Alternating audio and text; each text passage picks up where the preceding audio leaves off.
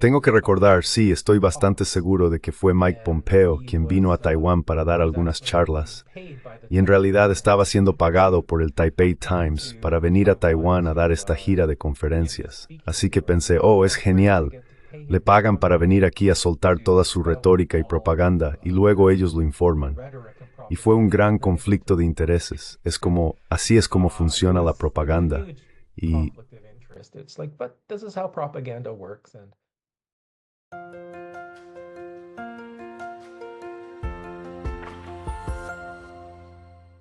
Hello, everybody. This is Pascal from Neutrality Studies. Hola a todos, soy Pascal de Neutrality Studies y hoy estoy hablando con Michael Riches, un colega canadiense que ha estado viviendo en Taipei durante 8 años y actualmente enseña inglés en la universidad allí.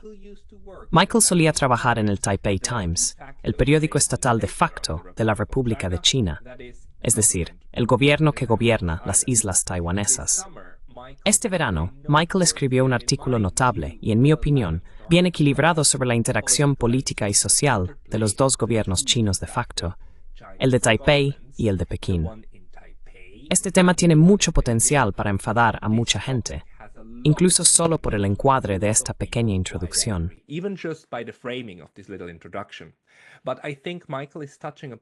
Pero creo que Michael está tocando un punto muy importante sobre la dinámica recíproca entre Taipei y Pekín y el impacto que Estados Unidos tiene en ambos.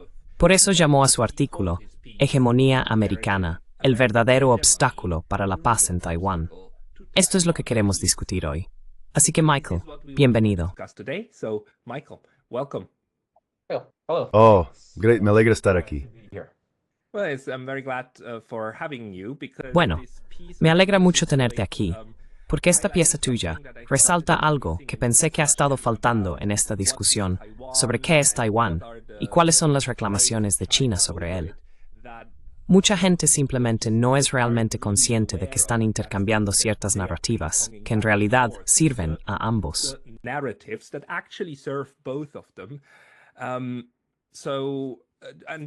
Y antes de comenzar con esto, también quiero decir nuevamente que esta conversación es entre dos tipos blancos, uno de Europa y otro de América del Norte, hablando sobre Taiwán. Ninguno de ellos es taiwanés ni de China continental. Así que por favor, todos, tomen esta conversación con la precaución necesaria. Pero Michael, ¿podrías explicarnos desde tus años en Taiwán por qué crees que en realidad Taipei y Pekín están reforzando las percepciones del otro?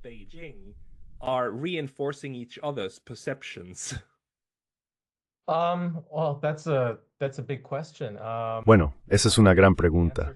Y creo que la respuesta a eso se manifiesta de alguna manera. Es algo que ha sido casi por ósmosis. No puedo señalar ningún hecho en particular. Creo que fue principalmente, sin embargo, simplemente trabajar en el Taipei Times, porque soy muy pro independencia de Taiwán. Apoyo mucho a la gente aquí. Y ese punto de vista proviene únicamente de vivir aquí y conocer a la gente y reconocer su derecho a la autodeterminación, porque eso es lo que quieren. Así que cuando fui a trabajar para el Taipei Times como editor de textos, sabía que el Taipei Times tenía una inclinación hacia la independencia. En tu introducción, lo llamaste como yo lo llamé, el periódico estatal de facto. Pero quiero enfatizar de facto porque es un periódico privado, pero tiene las varias tour con el Jürgesmengt.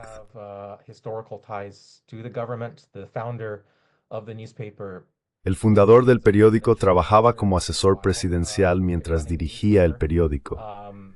Me resultó difícil averiguar quién es el propietario actual del periódico, pero podía deducirlo por lo que escuchaba de los editores y por historias sobre reuniones en la oficina presidencial. No estoy muy seguro de si los llamaban a la oficina presidencial, pero parecía que había algunos vínculos definitivos entre el periódico y el gobierno en el poder, que se inclina hacia la independencia. Así que cuando fui a trabajar allí pensé, bueno, ya sabes, apoyo mucho la independencia de Taiwán. Me doy cuenta de que tiene esta inclinación, como todos los periódicos. Todos los periódicos tienen su sesgo. Y pensé, bueno, ese es el sesgo que está un poco de mi lado.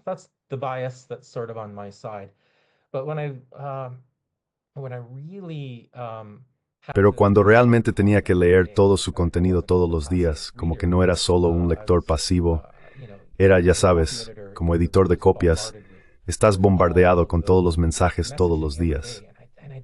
Y me di cuenta de que no era tanto pro-independencia como pro-estadounidense y pro-militar. Podría detenerme antes de decir pro-guerra, pero todo lo que imprimían era muy provocativo en esa dirección. Todo se trataba de acumulaciones militares, de cómo China es hostil con esto y aquello, y muchas exageraciones sobre China. Y la cosa es que, ya sabes, veía la perspectiva de Taiwán, pero pensaba, caray, ¿realmente tienen que exagerar hasta este grado? ¿Realmente tienen que hacerlo?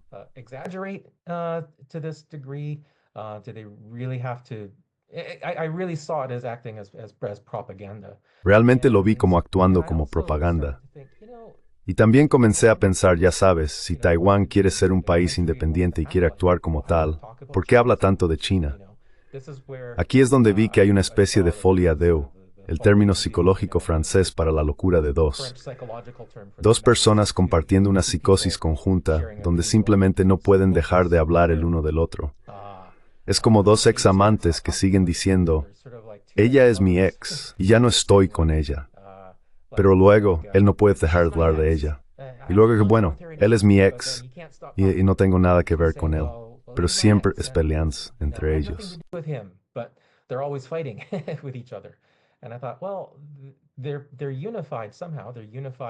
Y pensé, bueno, están unificados de alguna manera, están unificados en su psicología hacia el otro.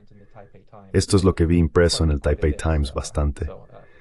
Así que eso es más o menos a lo que llegué con eso. Pero diría que cuando llegué a Taiwán, como cualquier extranjero, quería entender Taiwán. Quería entender qué era Taiwán.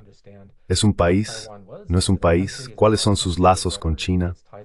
Viví en China durante unos meses antes de Taiwán y escuché la versión china de por qué Taiwán es parte de China. Es algo que entendí. Todavía creo que esa no es toda la historia. Todavía pienso que Taiwán es independiente o debería serlo. Pero aún así escuché la versión china de la historia con una mente abierta y pensé, bueno, entiendo su caso.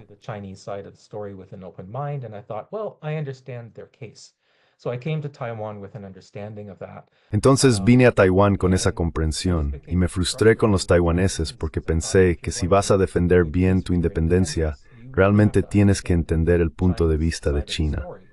Como un abogado que lucha un caso, quieres entender qué va a presentar tu oposición en la sala del tribunal. Para realmente defender tu caso, debes ser capaz de entender cuáles son sus quejas y hablar sobre ello. Encuentro que los taiwaneses no son muy buenos en eso, o no quieren entender a China. Cuando trato de presentar el caso de China, no para ser pro-China, sino para decir que esto es contra lo que tenemos que argumentar, me ven como pro-China o que he caído en su propaganda. Así que todo el ejercicio se vuelve muy frustrante.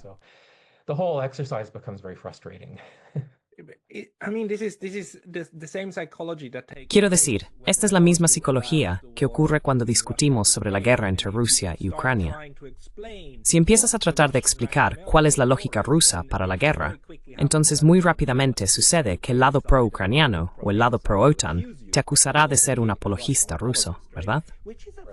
Esto es un malentendido fundamental entre explicar y justificar, pero realmente no sé de dónde viene eso. Más allá de eso, si ahora miras el mundo político y cómo actúa en este momento, como señalas en tu artículo, el hecho es que tenemos un gobierno que se sienta en Beijing, que se llama a sí mismo la República Popular de China, y tenemos un gobierno que se sienta en Taipei, que se llama a sí mismo la República de China.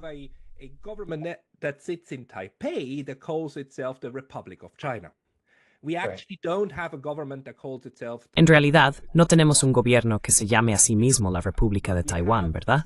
Eso no lo tenemos. Pero tenemos dos entidades que se llaman a sí mismas China, de una forma u otra. Y también prestas atención a cómo Taiwán tiene todos estos tesoros nacionales del continente, que Chiang Kai-shek se llevó con él cuando evacuó.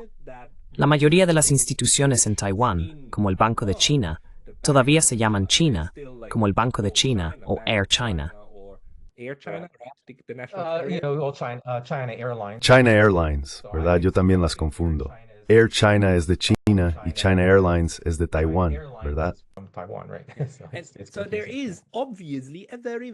Entonces, Obviamente hay una conexión muy cercana entre estas dos entidades chinas, pero por alguna razón a ninguna de ellas le gusta enmarcarlo de esa manera. Lo curioso es que ni el continente, Beijing, ni Taipei les gusta señalar que actualmente, de facto, tenemos dos Chinas. ¿Podrías hablar un poco sobre cómo a los chinos les gusta retratar la situación y cómo a los taiwaneses les gusta retratar la situación en su lugar?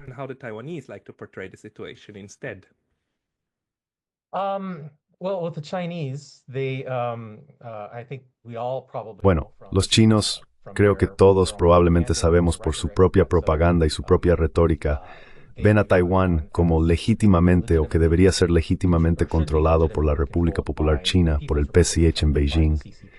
Y bueno, creo que hay tres posiciones sobre Taiwán que necesitan ser entendidas. Mucha gente piensa que hay dos. Una piensa que está la visión pro-China y la visión pro-Taiwán. Pero en realidad hay tres. Y esto es también algo que he deducido de mi propia investigación y de hablar con amigos. Pero muchos taiwaneses tampoco ven los tres puntos.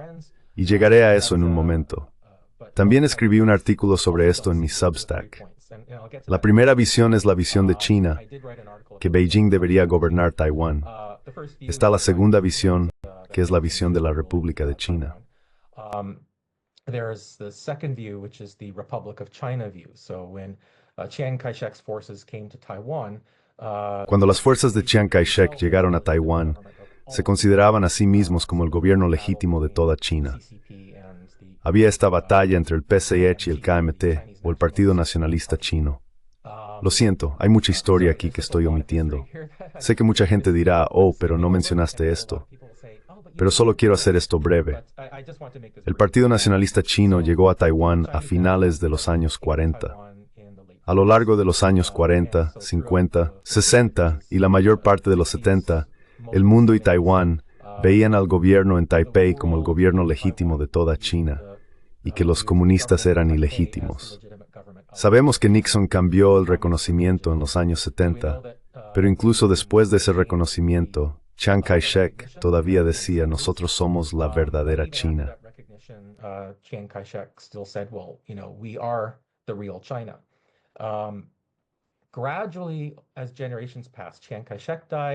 Gradualmente, a medida que pasaron las generaciones, Chiang Kai-shek murió y su hijo tomó el poder.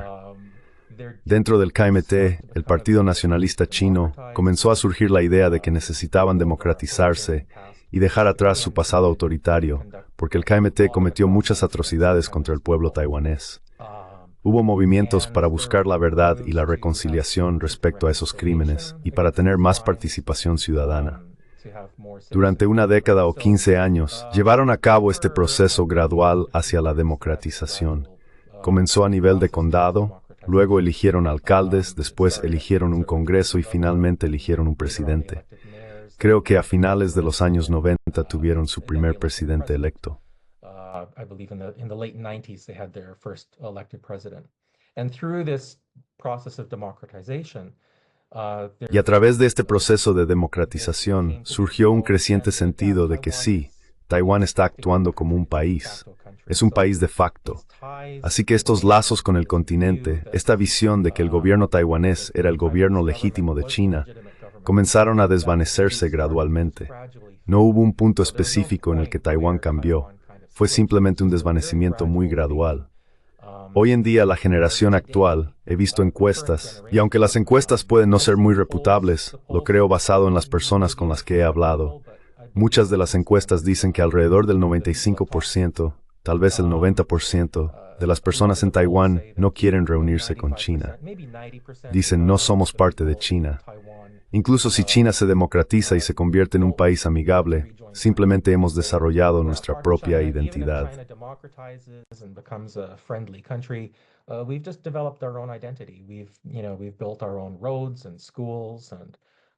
Hemos construido nuestras propias carreteras y escuelas y desarrollado nuestro propio gobierno.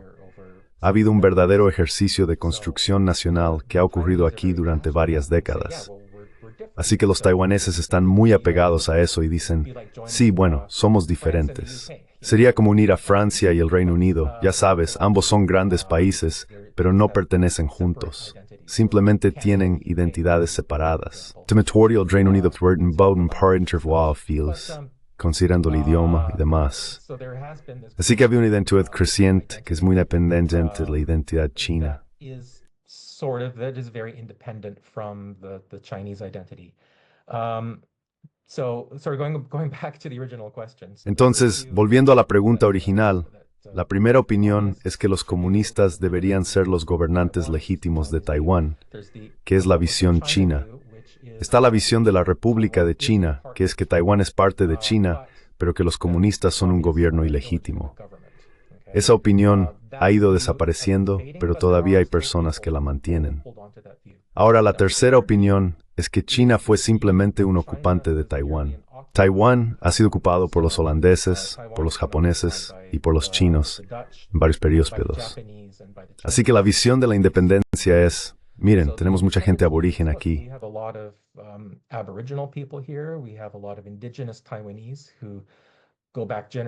Tenemos muchos taiwaneses indígenas que llevan generaciones aquí antes de que fuera una provincia china, antes de que el Partido Nacionalista estuviera aquí. Así que ven a Taiwán como simplemente ocupado ilegalmente por China. Ahora, lo que me frustra profundamente es que el movimiento independentista, las personas que apoyan la independencia, quienes creo que deberían tener esa tercera visión, todavía hablan de la República de China. Y solo intensamente un par de ejemplos. Recientemente, el presidente de Taiwán, Lai Ching-te, justo alrededor del Día Nacional en octubre, dio un gran discurso diciendo que, ya saben, Taiwán no es parte del República Popular China.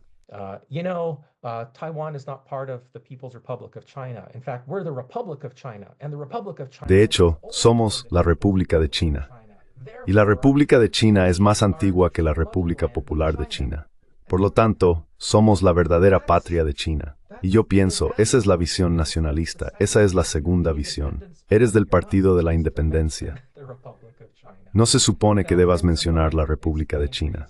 Ahora, amigos míos explicaron razones por las que tuvo que hacer esto, pero pensé que no tenía que hacerlo. Debería haber dado un discurso sobre todos los logros que Taiwán ha logrado en las últimas décadas y demás. Pero simplemente pensé, ¿por qué está mencionando eso? Otro ejemplo fue que escribí un artículo de opinión para el Taipei Times. Así que los editores a veces podían escribir artículos de opinión.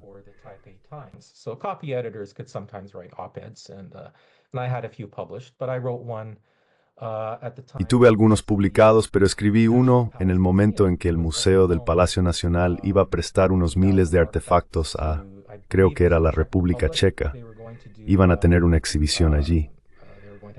Y el embajador de facto, no lo llaman embajador, pero el embajador de facto de la República Checa dijo, lo siento, espero estar acertando con el país. Pero él dijo, oh, sí, amamos la historia china, y sería realmente importante para nosotros exhibir parte de la historia china en la República Checa, porque estos artefactos son hermosos y demás. Ahora, la razón por la que estos artefactos están aquí es porque la gente de Chiang Kai-shek los trajo a Taiwán.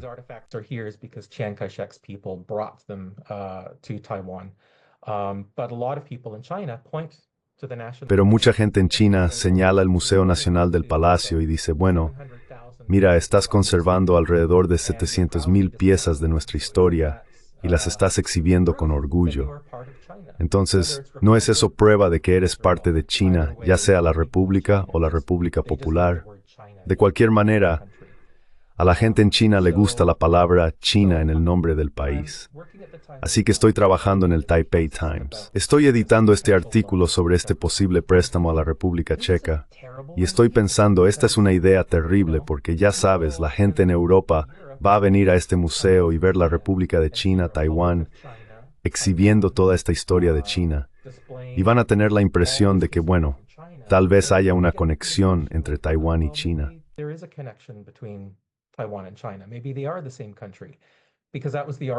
Tal vez sean el mismo país. Ese fue el argumento que escuché de mis amigos chinos cuando mencionaron estas piezas de museo. Así que escribí un artículo de opinión simplemente diciendo que era una mala idea. Estas piezas están en Taiwán por razones muy complejas. Es importante que se exhiban. Pero para mí, como extranjero, cuando fui a ver este museo, fue importante tener un amigo local conmigo explicando por qué están aquí y cuál es la historia. Mis amigos eran muy pro independencia, pero aún así dijeron que esto es parte de la historia de Taiwán. ¿Por qué están aquí? Sí, hay un debate sobre si deberían estar aquí o no. Me ayudó a entender más sobre Taiwán, ver esas piezas en Taiwán y tener a una persona local explicándomelo.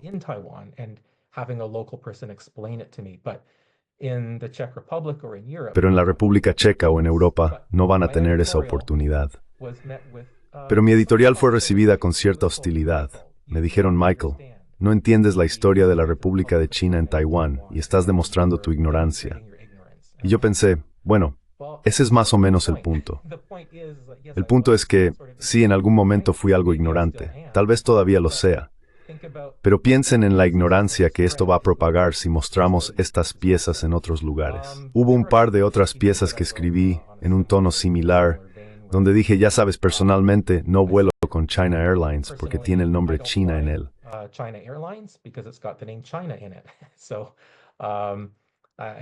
Entonces, y pensé, ya sabes, los taiwaneses deberían boicotear esta aerolínea porque tiene China en el nombre. Así que si apoyas la independencia deberías boicotearla. Así que envié un artículo diciendo que los taiwaneses deberían hacer más esfuerzos para boicotear negocios que muestren el nombre de China. Y de nuevo es como, ¿por qué, Michael? ¿Por qué los taiwaneses boicotearían sus propios negocios? Y yo digo porque, y simplemente no parecían entenderlo. Por cierto, el editor de las páginas de opinión era un británico. Y bueno, lo siento, sé que he divagado bastante aquí. Pero así de confusa es la situación, donde incluso las personas pro independencia no entienden un argumento claro de independencia.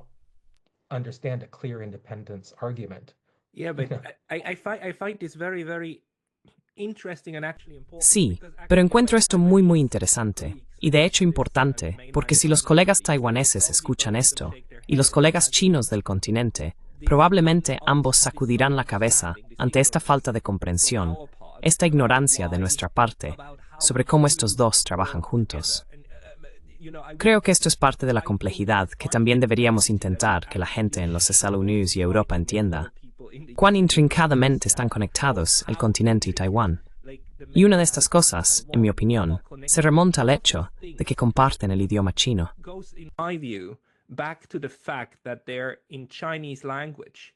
There are two words for Chinese that in English, unfortunately... Hay dos palabras para chino, que en inglés, desafortunadamente, ambas se convierten en chino.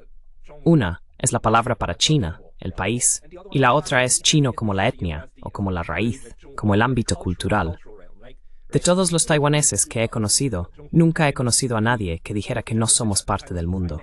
Lo que disputan es que son parte de la entidad política que gobierna el continente. Pero el conocimiento sobre ser parte del mundo chino, ese, incluso entre diferentes grupos, incluso entre las personas pro-independencia, nadie disputaría que son parte de eso.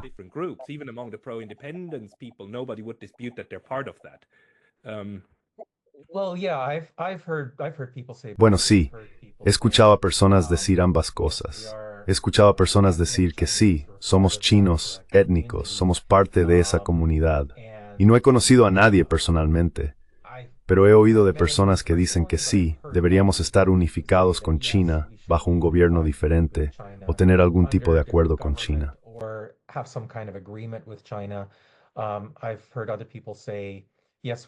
He escuchado a otras personas decir que sí, compartimos una etnia, pero somos países separados de la misma manera que Canadá y Gran Bretaña tienen etnias similares y conexiones históricas, pero ahora son separados.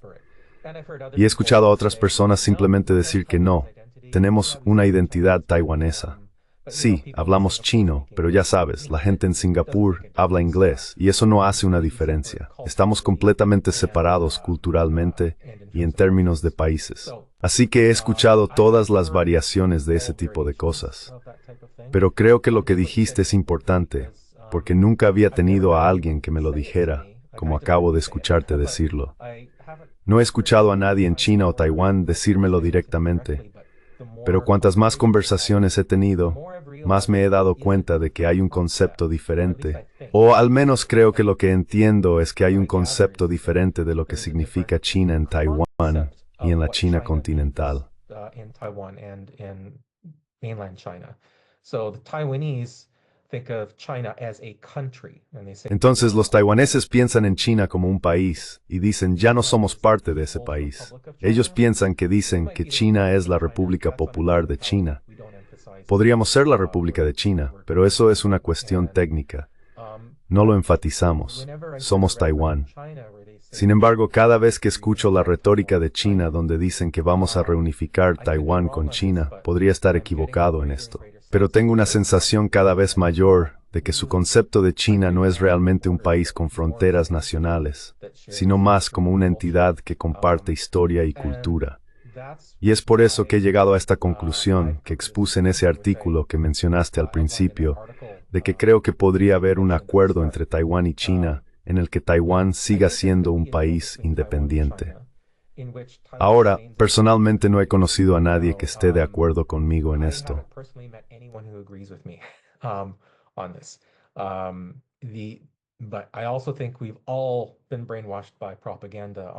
Pero también creo que todos hemos sido adoctrinados por la propaganda de ambos lados de esto. El mensaje estándar es que China nunca aceptaría a Taiwán como un país independiente. Solo quiere apoderarse de él. Si Taiwán hiciera algún tipo de acuerdo con China para ser aliados de alguna forma, China aún así se apoderaría de Taiwán. Aprovecharía la oportunidad para tomar el control. Pero comencé, como cuando empecé a escuchar a Jeffrey Sachs y John Mearsheimer, más o menos en la época de la invasión de Ucrania. Había oído sus nombres antes, pero, por supuesto, se convirtieron en más celebridades de Internet después de la invasión de Ucrania. Y comencé a escucharlos bastante. Y ya sabes, me di cuenta de que existe esta escuela de realismo. Y pensé, es un poco gracioso, escuela de realismo, como, ¿no se supone que todas las escuelas deben ser realistas? Funny, school of realism, like, aren't all schools supposed to be realism? Isn't that what we study in school, is to find out what's real? ¿No es eso lo que estudiamos en la escuela para descubrir qué es real y diferenciar lo real de la propaganda? Pero luego lo piensas más profundamente. Y es como, bueno, no, muchas de las cosas que publican los académicos y eruditos son, ya sabes, financiadas por el gobierno. Tienen elementos de propaganda e ideología en ellas. Y estoy seguro de que si nunca hubiera venido a Asia, si fuera un académico en Canadá, retendría gran parte de mi propia programación cultural sobre Canadá siendo uno de los mejores países del mundo, y ya sabes, mejor que Estados Unidos y demás. Todos estamos programados de esa manera. Y he dejado ir mucho de eso.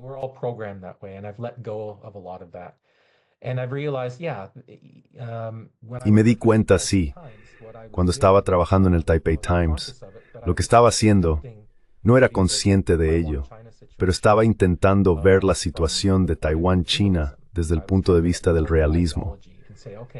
Estaba tratando de dejar de lado la ideología y decir, está bien, de alguna manera he estado de acuerdo con la ideología en el pasado, como que soy muy pro-independencia y todavía lo soy.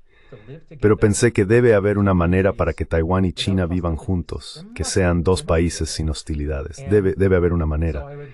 Y entonces leía todos estos editoriales que publicaban y eran de... solo voy a cambiar a otra pantalla. Solo anoté algunos nombres. Así que en el Taipei Times, algunos de los editorialistas son un tipo llamado Miles Yu.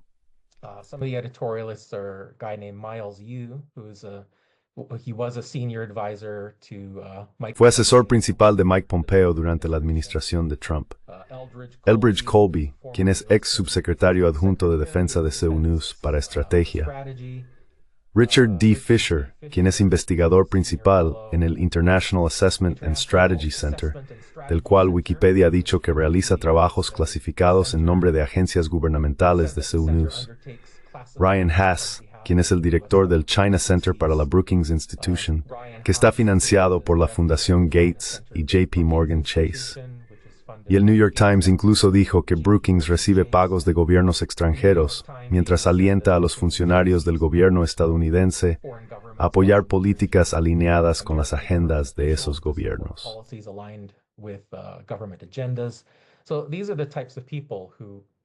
Entonces, estos son los tipos de personas que están, ya sabes, llenando las páginas de opinión del Taipei Times. Muy proamericanos, exfuncionarios estadounidenses. Y todos están diciendo, sí, la única manera para que Taiwán derrote a China es comprar más armas estadounidenses y reabastecerse contra las armas estadounidenses y luchar contra la agresión china. Y sí, he visto a China ser agresiva hacia Filipinas y el Mar del Sur de China, pero en general tuve que pensarlo.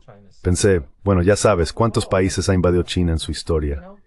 Y sí, hubo una breve incursión en Vietnam durante unos meses. Está bien.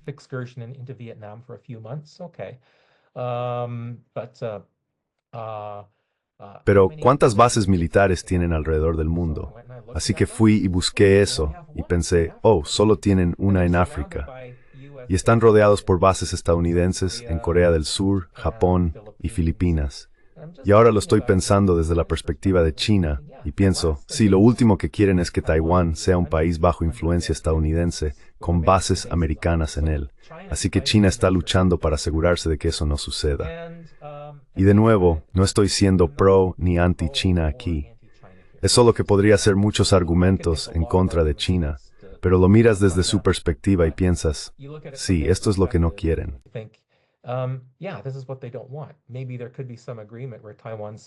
Tal vez podría haber algún acuerdo en el que Taiwán diga que dejará de lado la influencia estadounidense. Dejaremos de comprarles armas. De hecho, le daremos a China una base militar en Taiwán. Sé que eso no es una gran idea según los estándares de muchas personas, pero bueno, si trae paz, simplemente déjenles tener una base. Taiwán puede ser un poco más neutral, decir que China puede hacer lo que quiera. La criticaremos cuando sea necesario, pero no los detendremos. Seguiremos teniendo buenas relaciones con Occidente y podría haber algún tipo de acuerdo que permita a China tener cierta hegemonía sobre Taiwán. Y probablemente China no invadiría Taiwán porque dirían, bueno, estamos obteniendo lo que queremos. Estamos obteniendo una alianza militar cultural.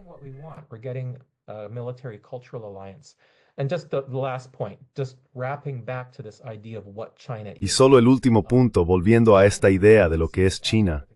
China podría ver esto como una especie de unificación.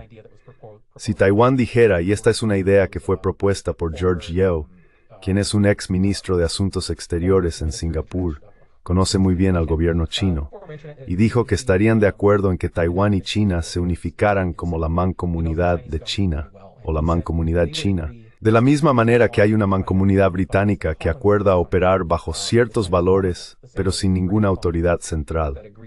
Y pensé, bueno, eso es algo que abordaría el problema real, que es la hegemonía estadounidense, en lugar de, digamos, que Taiwán tenga que ser independiente bajo la protección de Estados Unidos.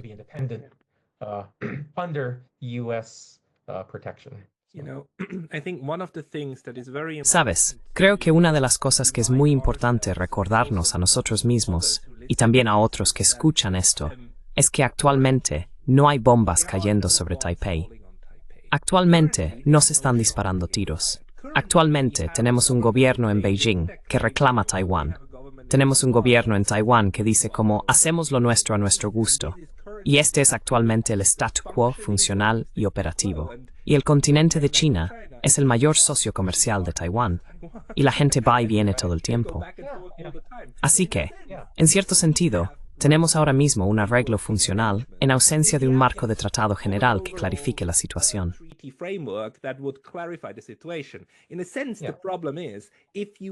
En cierto sentido, el problema es que si quieres tener una definición clara, es cuando comienza el problema.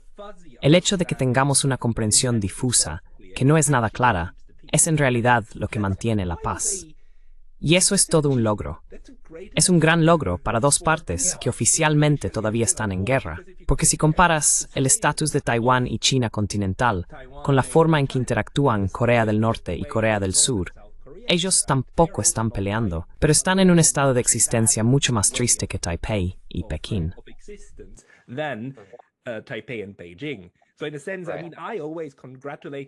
Entonces, en cierto sentido, siempre felicito a los dos por poder tener estas enormes diferencias, pero no matarse entre sí, lo cual es un gran logro. Y la pregunta para mí es, cómo trasladar eso a las próximas generaciones y esperar que con el tiempo, ya sabes, surja la convergencia en lugar de la divergencia. Por eso me pregunto si los comentarios del presidente Lai sobre que Taiwán es la República de China no son una especie de rama de olivo hacia Pekín, diciendo, miren, en realidad no estamos tratando de ser la República de Taiwán.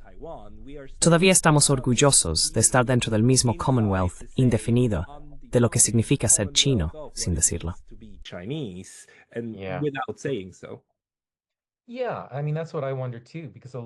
Sí, quiero decir, eso es lo que me pregunto también, porque cuando hablé sobre ese discurso con algunos de mis amigos taiwaneses dijeron, oh sí, lo que dijo Lai realmente enfureció a Pekín.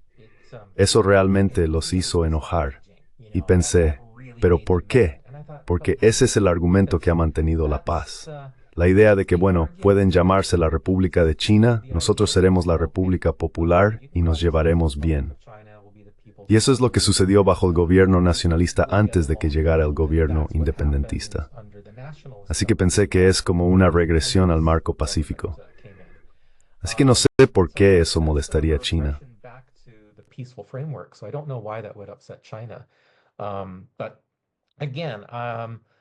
Pero de nuevo, solo estoy mirando desde la perspectiva de cada lado, sin tomar partido. Solo diría, si fuera un asesor de las fuerzas independentistas, diría, no mencionen la República de China. Simplemente no la mencionen. No tienen que declarar la independencia.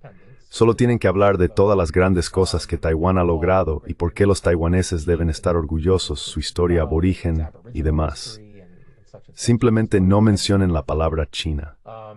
Pero si fuera un asesor del lado nacionalista, diría, sí, ese es un muy buen punto a destacar, que la República de China es más antigua que la República Popular. Sí, eso es excelente. Es un excelente punto a destacar. Pero siento que los dos lados están haciendo los argumentos equivocados.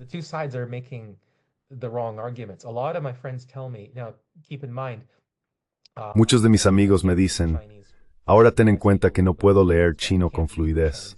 Hablo un poco de chino, pero no puedo leer la prensa china. Así que me quedo un poco ignorante sobre lo que realmente está sucediendo en Taiwán, porque la prensa en inglés solo informa la punta del iceberg. Pero muchos de mis amigos me dicen que el Partido Nacionalista, el KMT, ahora es procomunista. Históricamente eran anticomunistas y decían, somos el gobierno legítimo, ustedes no lo son. Pero de alguna manera, a lo largo de las generaciones, se han vuelto, bueno, muchos de mis amigos creen, no sé cuál es fuerte creencia en Taiwán de que se uniría a China bajo el régimen comunista, que parece que muchos lados están cambiando. Sí.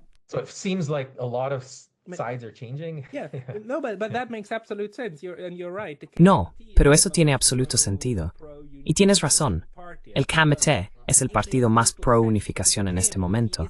Pero tiene todo el sentido, porque el KMT es un partido nacionalista chino, no es un partido nacionalista taiwanés. Ellos son los que lucharon la guerra civil con Mao Zedong. Quiero decir, Chiang Kai-shek era un nacionalista. Se retiró. Sí, Chiang Kai-shek nunca pensó en sí mismo como no chino. Nunca. Él decía, tengo todo el asunto. Y sabes, tal vez aquí es donde podemos traer un par de estos ejemplos históricos, que también son muy esclarecedores, que se extienden hasta ahora. Sabes, la República de China todavía tiene... Entonces, eso es Taiwán, ¿verdad? La República de China todavía tiene una oficina de asuntos de Mongolia, porque en realidad nunca rescindieron las reclamaciones sobre Mongolia.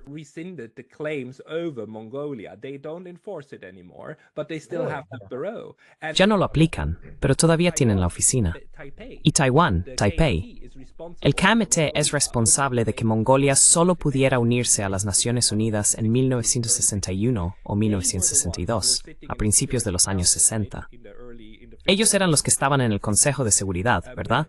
En los años 50 y principios de los 60, y vetaron la adhesión de Mongolia a la ONU, porque el KMT decía no. Mongolia es en realidad parte de la República de China. Son parte de nosotros, aunque en ese momento solo gobernaban activamente sobre Taiwán, ¿verdad? Así que estas reclamaciones territoriales duran mucho tiempo y suelen ser muy debatidas dentro de los países. Pero en este sentido, ya sabes, lo que las diferentes partes sienten que son y a lo que tienen derecho es extremadamente intrincado a través de estas diferentes secciones. Sí.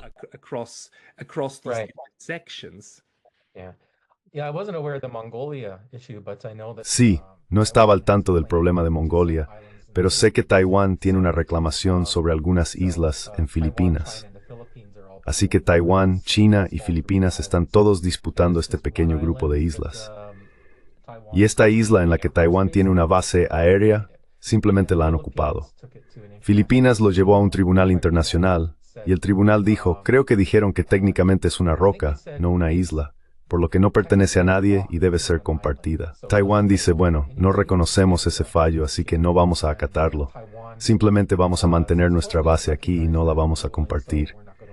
Y entonces pensé, bueno, vaya, eso es interesante.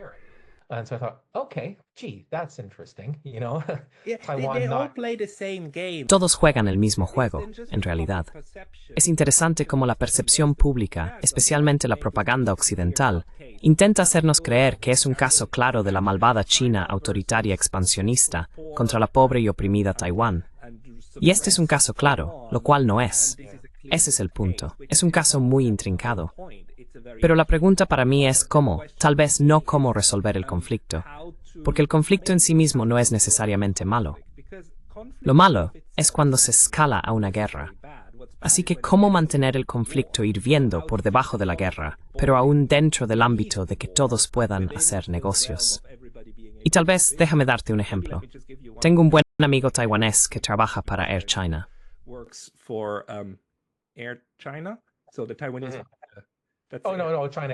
No. China Airlines. Lo siento, China Airlines. China Airlines tiene una división de carga, y la división de carga tenía 1 o 2 aviones que pintaron, y la forma de Taiwán tomó la forma de la carga. Pintaron la forma de Taiwán. ¿Y qué hizo el lado chino? Simplemente cerraron sus aeropuertos para esos aviones en particular. Esto luego llevó al pragmatismo de los taiwaneses, diciendo, bueno, no vamos a pintar más aviones así, porque todavía queremos el negocio con el continente, ¿verdad? Y de este modo, mantienes una forma de equilibrio, aunque ambos lados siguen tratando de empujar los límites de lo que es posible, pero dentro del marco de una coexistencia pacífica.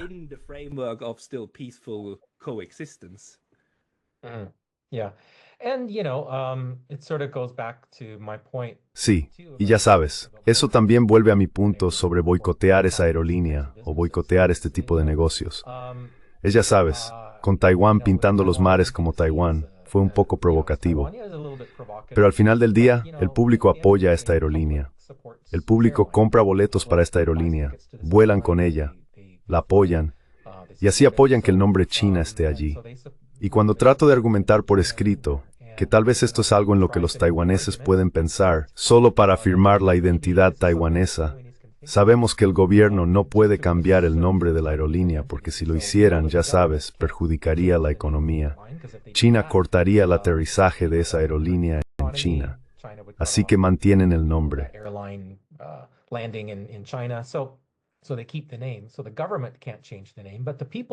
Entonces, el gobierno no puede cambiar el nombre, pero la gente podría tomar el asunto en sus propias manos y decir, sí, no lo volaremos. Vamos a hacer nuestros negocios en otro lugar. Si la aerolínea quiebra debido a boicots masivos, la venden a EVA Airways o alguna otra entidad, y luego el nombre desaparece. El gobierno no tiene que hacer nada, pero la gente apoya esto. Y luego el periódico Pro Independencia para el que trabajaba estaba horrorizado ante la idea. Así que yo estaba como, bueno, ya sabes, levanto las manos y digo, lo que sea. Me hace sentir un poco más ambivalente sobre todo el debate. Sabes, apoyo la soberanía taiwanesa únicamente sobre la base de que eso es lo que la gente aquí quiere. Y creo que se convierte en un tema de derechos humanos.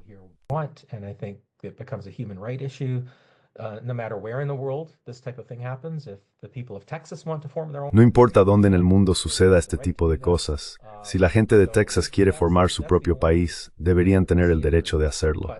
Así que ese es el único marco a través del cual lo veo. Pero si Taiwán sigue atascado en todo esto, como por ejemplo la reclamación de China sobre Taiwán es muy clara. La escucho, se puede contar en un resumen muy rápido. Lo entiendo, incluso si no estoy de acuerdo. Lo entiendo. Pero cuando escucho los argumentos taiwaneses, es como un misterio envuelto en un enigma. Y eso me hace pensar, sí, está bien lo que sea. Si China lo toma, lo que sea. No tengo opinión, ya sabes. Me agota intentar ser pro-independencia cuando parece un tema tan complicado que nadie quiere desentrañar aquí, ya sabes. Yeah, but isn't this maybe we're just Sí, pero ¿no es este quizás el punto donde toda la situación opera en categorías diferentes de las que estamos acostumbrados en Occidente? Y tal vez también para nuestros amigos chinos y taiwaneses. Incluso personas como nosotros, que durante años vivimos en Asia, vivimos en Taiwán, China y Japón, honestamente intentamos entenderlo. Honestamente tratamos de comprenderlo. Pero aún nos resulta difícil captar dentro de nuestro marco mental y dentro del idioma inglés la complejidad real de cómo este conflicto se ha desarrollado durante los últimos 80 años. conflict has been working out over the past 80 years? I keep thinking it's still an unresolved Second World War. Sigo pensando que todavía es un conflicto no resuelto de la Segunda Guerra Mundial. Actually, I don't Pero en realidad, no culparía a nadie en Taiwán por la dificultad de tratar de expresar los diferentes sentimientos de los diversos grupos dentro de Taiwán hacia el otro significativo, que es China, porque no se desarrolla de la misma manera que esperaríamos que funcionen los movimientos de independencia o los movimientos revolucionarios, ya que ese es un marco occidental de cómo funcionan las relaciones. of Yes, how yeah, relations work. yeah. And you mentioned that it's a remnant of the Second World Sí, War. It goes y back mencionaste que es un remanente de la Segunda Guerra Mundial y se remonta antes de eso. Sí, y cuando miro el lado chino de esto también, cuando retrocedo mucho en la historia, veo 1911, que es cuando cayó la dinastía Qing. Fue cuando el Partido Nacionalista, el KMT, surgió y tomó el poder. Pero alrededor de 1921 es cuando se formó el Partido Comunista. China es un país enorme. Puedes imaginar que en 1911 probablemente era muy difícil unificarlo. Había muchos señores de la guerra diferentes gobernando distintas regiones. Y luego había diferentes movimientos políticos e ideologías. Así que sí, el Partido Nacionalista controlaba la mayor parte de China, pero luego estaban los comunistas que se desarrollaron unos años después.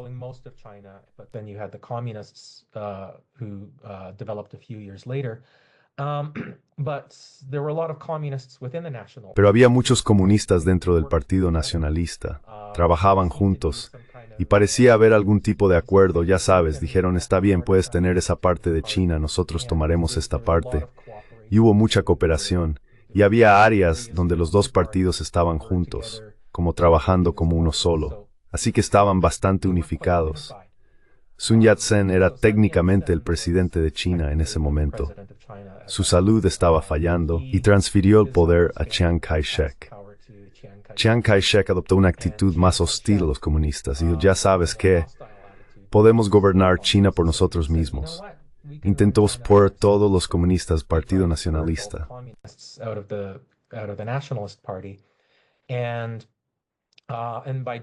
Y al hacerlo, él encendió la guerra civil china.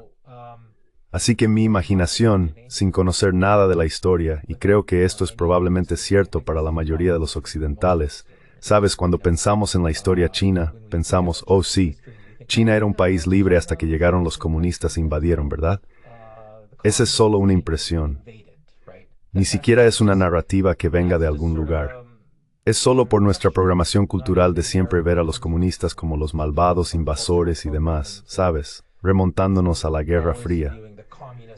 Tenía una idea general de que eso probablemente fue lo que sucedió. Pero cuando investigué la historia, pensé, oh, estaban trabajando juntos.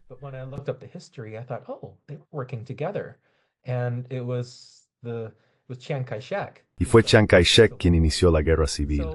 Así que, por supuesto, esto fue hace varias generaciones. Pero las naciones todavía tienen memoria institucional, y estoy bastante seguro de que dentro del Partido Comunista todavía tienen una memoria institucional de cuando trabajaron junto con la República de China. Trabajaron junto con este otro partido, y fue este otro partido el que inició la guerra. Así que podría ver, no estoy seguro si los comunistas, no tengo idea si los comunistas piensan de esta manera, pero es posible que todavía vean a China como una entidad grande que puede ser gobernada en un acuerdo de reparto de poder, que no necesitan tener una autoridad central.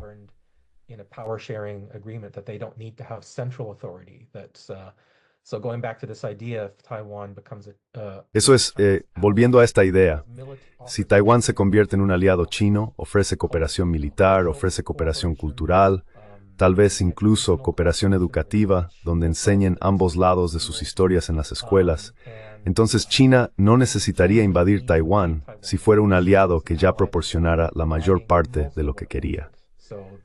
Así que el acceso militar y el tipo de unificación cultural e histórica, la idea de que son una mancomunidad de China. Y creo que eso se remonta a la década de 1920, cuando el KMT y el PCC estaban cooperando. Así que China probablemente tiene algún tipo de memoria de eso, mientras que Taiwán lo ha olvidado por completo. Les cuento a mis amigos taiwaneses sobre eso, y ellos dicen, ¿en serio? ¿Estás seguro? No, eso tiene que estar mal.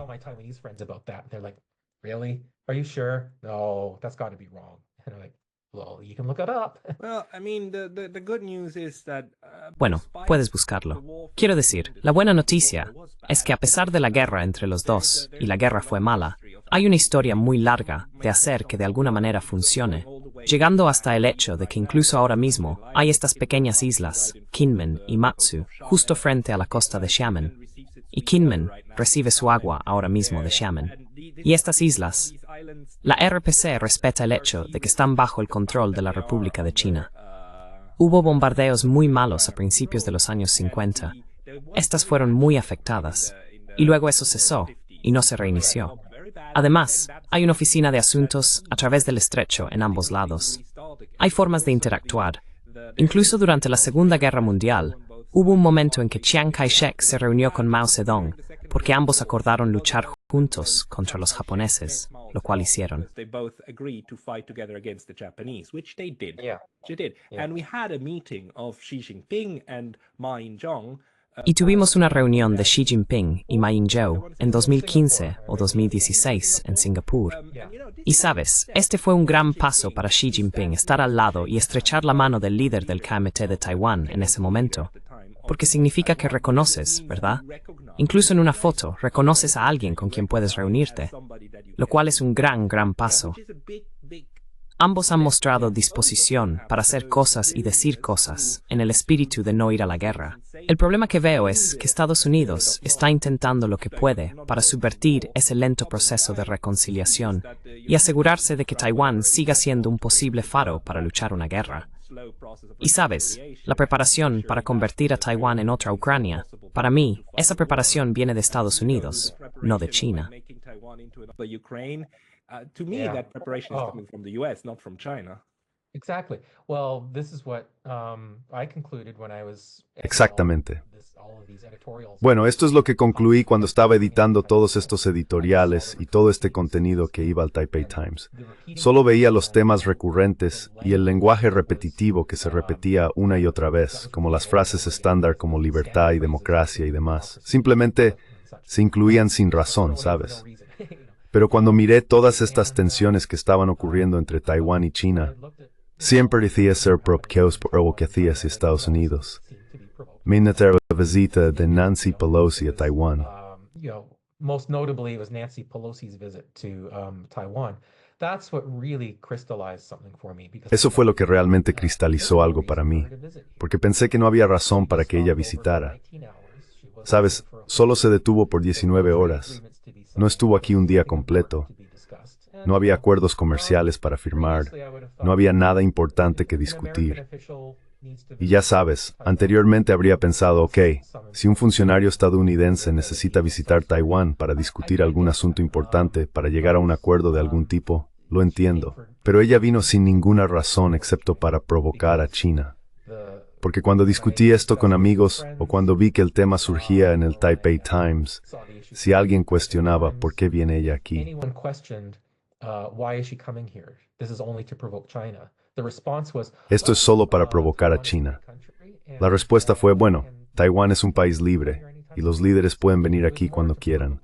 así que fue más para demostrar que ella podía. Pero por supuesto, China respondió realizando muchos simulacros de invasión alrededor de la isla. Pero incluso aparte de eso, era como todos los días, cada par de días, había algún artículo sobre algún acuerdo de armas, o cómo Taiwán necesita firmar un acuerdo de armas, o cómo alguien en el Congreso de los Estados Unidos apoya a Taiwán en este acuerdo de armas. Y es como, oh, vamos, ya sabes, den un respiro.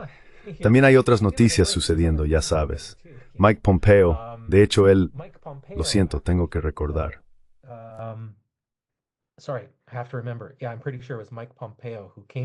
Sí, estoy bastante seguro de que fue Mike Pompeo quien vino a Taiwán para dar algunas charlas. Y en realidad estaba siendo pagado por el Taipei Times para venir a Taiwán para esta gira de conferencias. Así que pensé, oh, es genial. Le pagan para venir aquí a soltar toda su retórica y propaganda y luego pueden informarlo. Y fue un gran conflicto de intereses. Es como, pero así es como funciona la propaganda. Lo siento, he olvidado un poco el punto al que quería llegar aquí. Pero básicamente, es la participación de Estados Unidos la que siempre provoca tensiones entre Taiwán y China. Si lo sacas de la ecuación, parecen llevarse bien.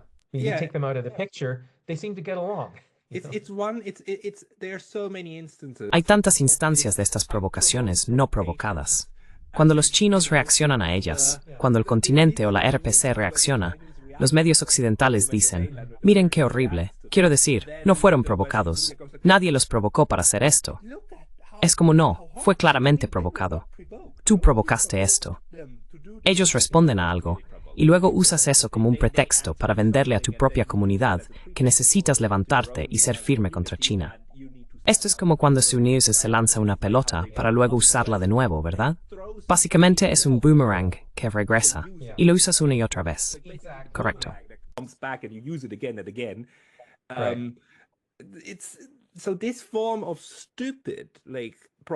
Es esta forma de propaganda estúpida que me pregunto cómo podemos desmantelar un poco. Es realmente difícil. Es realmente complicado porque es tan simple de hacer. Bueno, aquí hay otra cosa que realmente me sorprendió. Mientras editaba todo este material, me encontré con esta frase repetida, la ADIZ, que es la Zona de Identificación de Defensa Aérea, así que la ADIZ de Taiwán. Casi todos los días hay alguna historia sobre cómo China envía 11 aviones de guerra sobre la ADIZ de Taiwán, un número récord de aviones chinos sobre la ADIZ, una y otra vez. Y la implicación es tratar de darte la idea de que la ADIZ es una frontera internacional, como si hubieran cruzado el espacio aéreo internacional. Así que no están usando el término espacio aéreo internacional, pero solo el término en sí, sin ninguna explicación. Planta una idea en la cabeza de que está bien, cruzaron una frontera internacional o incluso una frontera internacional no oficial.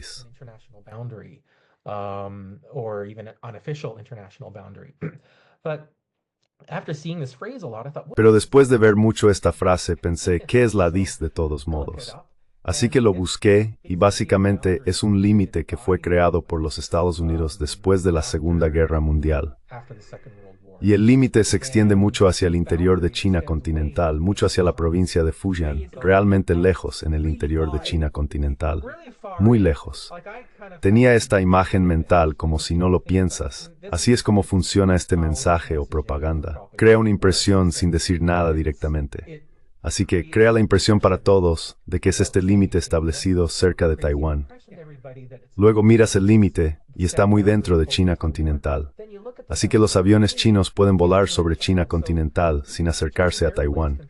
Y pueden informar, oh, 32 aviones de guerra cruzaron.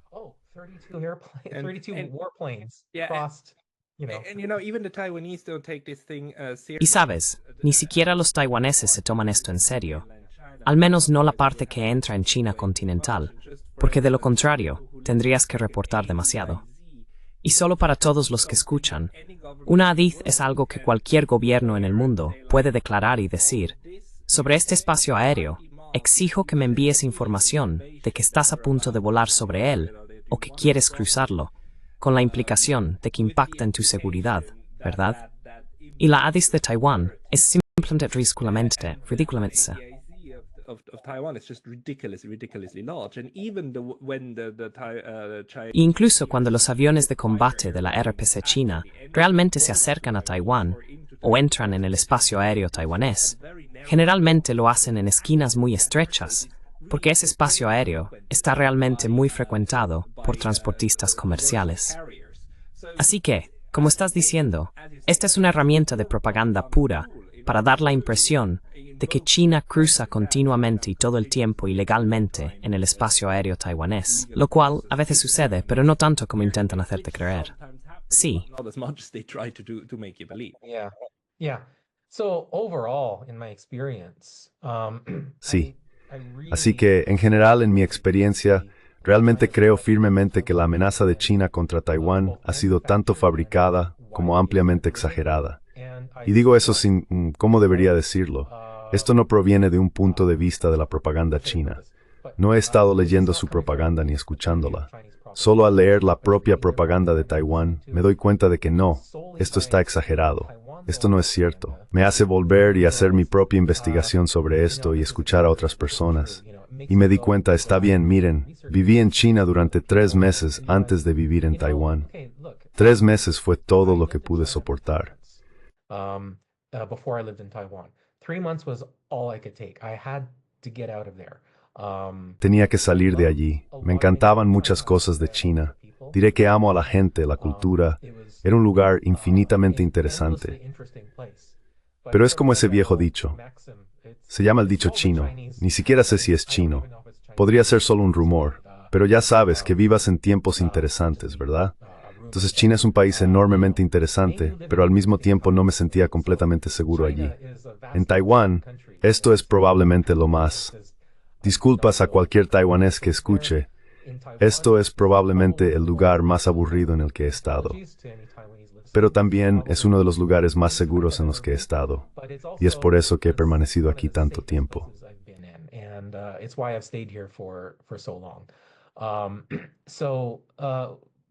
Entonces, pero con China sí, si quieres sacar muchas historias anti-China de mí, sí podría hablar bastante tiempo sobre algunas de mis experiencias allí, lo que realmente pienso sobre China. Sí, podría decir muchas cosas malas sobre ellos, pero no estoy hablando de eso ahora, ¿verdad? Así que estamos hablando de Taiwán.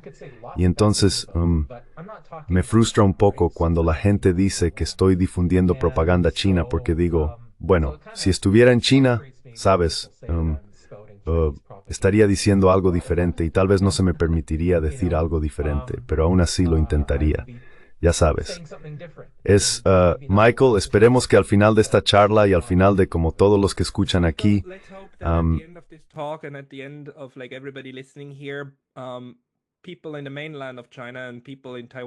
Las personas en China continental y las personas en Taiwán van a estar igualmente enojadas con nosotros, porque eso suele ser una buena señal de al menos hacer enojar a todos, y no solo a un lado, lo cual no mejora la situación. Pero aún así, todos los que escuchan, esto es lo más lejos que podemos intentar. Honestamente, estamos tratando de entender. Es extremadamente complejo. Pero Michael Rich, si la gente quiere leer más de ti, ¿a dónde deberían ir? Deberían ir a tu Substack. ¿Cuál es tu? Oh yeah, I do have a Substack. I started writing. Oh, sí, tengo un Substack. Pandemic issues. Comencé a escribir durante la pandemia sobre temas relacionados con la pandemia. Antes de eso, nunca estuve realmente tan comprometido política o culturalmente. Nunca sentí realmente la necesidad de comentar demasiado sobre temas políticos o sociales. Pero durante el COVID descubrí que muchos de mis propios valores liberales no estaban siendo seguidos por muchos de mis amigos liberales. E intenté ser persuasivo en algunos temas donde pensé que reforzaría un buen pensamiento liberal sobre la pandemia. No entremos en este avispero, ¿sabes? Solo lo menciono porque verás mucho de eso en mi Substack. Pero luego, después de eso, dije, bueno, ya terminé con esto y ahora escribo mucho sobre temas de Taiwán y algunos temas políticos actuales. Así que es subtropical.substack.com. Es como subtropical pero sin la R. Así que estoy tratando de hacer un juego de palabras ahí. Like subtropical, but without the R. So trying to do a play on words there. Maravillosa. By the way, but before we go, can I just mention one more thing? Por cierto, antes de irnos, puedo mencionar una cosa más. El presidente Lai William Lai, o su nombre chino, Lai Ching-te, está en Hawái en este momento, lo cual creo que es bastante interesante. Está en una visita no oficial, pero, por supuesto, está siendo recibido por muchos diplomáticos y dignatarios.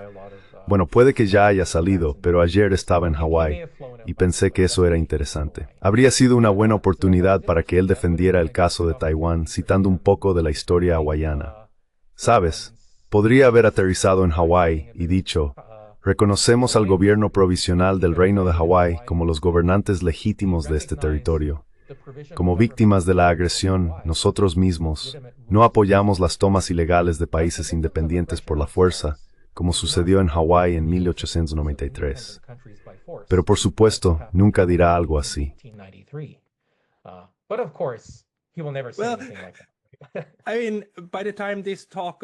Quiero decir, para cuando esta charla esté en línea, voy a tener la otra en línea con Kean Yusai, quien es en realidad una de las personas que impulsa el reconocimiento de que el Reino de Hawái nunca ha dejado de existir. Pero de nuevo, si William Lai realmente quisiera romper puentes con los Estados Unidos, esa sería la manera de hacerlo. Sí, él nunca hará eso. Muy bien, todos. Esto va a seguir siendo interesante. Esperemos que también se mantenga pacífico. Michael Rich, muchas gracias por tu tiempo hoy.